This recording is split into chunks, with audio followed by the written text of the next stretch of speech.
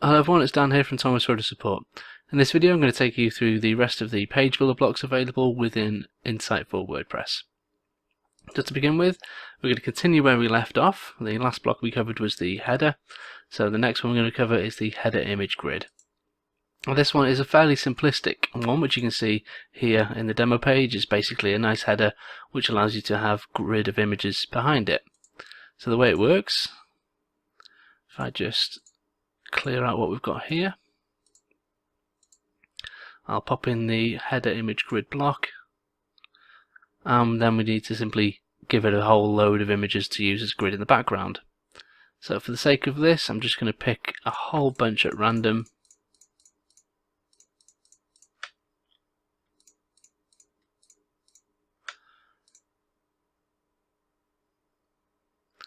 and just like you've seen in the demo, we've got some text above that, so I'll just grab some random text here. Oops, there we are. We'll hit save and update and take a look. I'll just refresh the page. And there you go. You can see we've got all the images in a grid behind and our text above.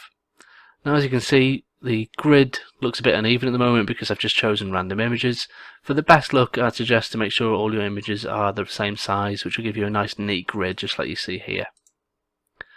Okay, moving on, if I clear this, and I'll re-add a section and row, we'll move on to the next block, which will be the header slider. Now this one you can choose a height, so I'll just put in 70, which will be 70% of the screen height. And then we can add some slider content. So each slide, you're going to want a background image for the slide. I'll just choose this one here. You can choose the overlay opacity, so if you want the overlay to be quite strong, then you can set that here. And then of course you can pop in your slide content which appears over the image, which I'll do so here.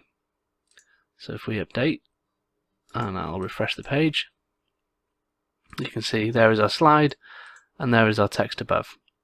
Now purposefully, like in the other videos, I've left this so that you will see a gap around. Now if you want to have this stretch the entire width as well as remove the padding from top and bottom, what we can do is go to the section settings, stretch section and content, and in the padding we can set that to 0. And while I'm here, I'll clone this, and rather than have the default text, which obviously may be a bit hard to read on a dark background, I'm going to go into the text here, and I can choose to change the colour to something a bit more suitable. So we'll have that as white.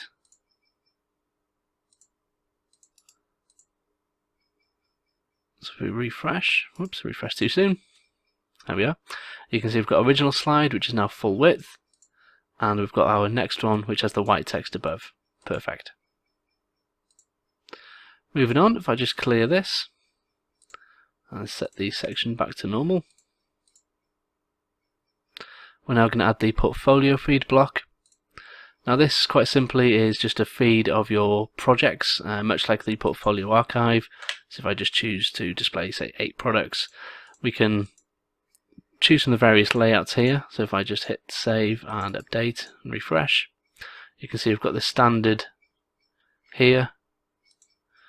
I'll just re-add or remove the 0 padding I set before.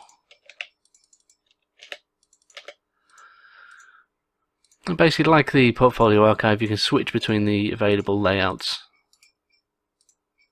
just as you wish, just to get them to display exactly as you want. Perfect. Next up, we've got the pricing list, I believe. Yep, pricing table. Now this one is very straightforward. You just simply need to fill out the boxes here. I'll show you now exactly how it works. So we can give it a title.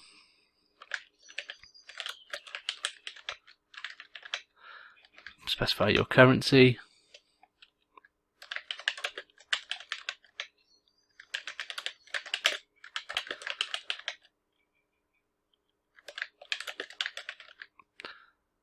And again, I'll just pop in some random blurb.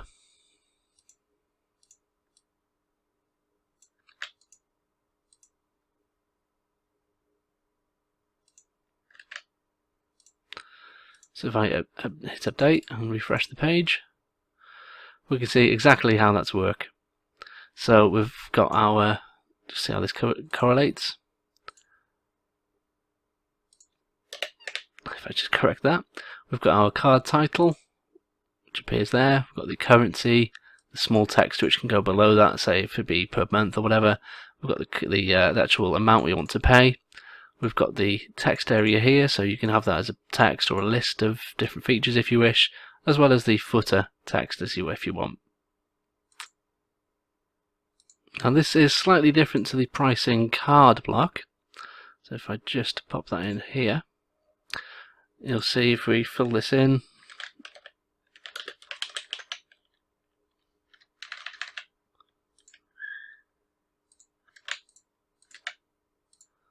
the layout is a little bit different. It just gives you a more simplistic option there to display things as you wish. So for the currency, rather than having a separate field and all that, you simply pop it into the price here, like you can see. Okay, that's it for this video. We're going to move on to the next few blocks in the next one, so if you are following along, do be sure to check it out. Thanks for watching.